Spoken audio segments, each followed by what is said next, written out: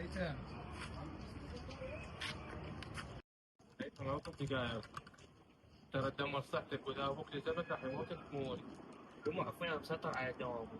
الخريجين كلها قاعده بالمصحف. هيثم ترى اذا ابوك شافك ما راح تخلص من عنده وانا ما علي. موسى تعال ابني. ها يابا. موسى ابني نتائجكم طلعت مو صخمة مثل هذا. لا يابا ان شاء الله ارفع راسك. ان شاء الله. وصفة يا بس استلم النتيجة إلا معدلي 100%، 99 ما أقبل إلا أصير مدير بمستشفى كلي. بيها الخير والبركة ابني. يابا جبت لك بشارة، طلعت ناجح بالانترنت شفتها. ابني رفعت راسي شوف نتيجة اخوك وياك. يابا شفت الموبايل طلع هيثم غاصب. والله اعطيني اياه خلنا نشوفه. راح سهل يا بسرعة. وين الله وانجح من السادس. هيثم جبت لك بشارة الا بشده. شريع. طلع شفت النتيجة مالتك وطلعت غاصب. لا والله. وين ايدك؟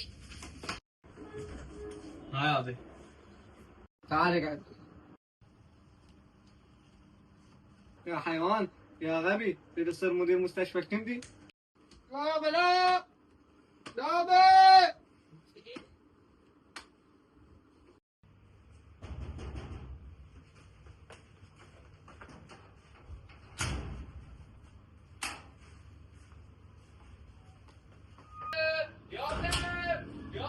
يا عجل يمكن ابو دربي يدخن راح موته.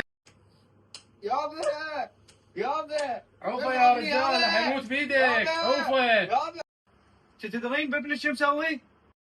يا رجال عوفه بعد ما يدخن سجاير وانا نصحته وما يفيد وياه. شنو يدخن سيجار؟ تعال. يابا يابا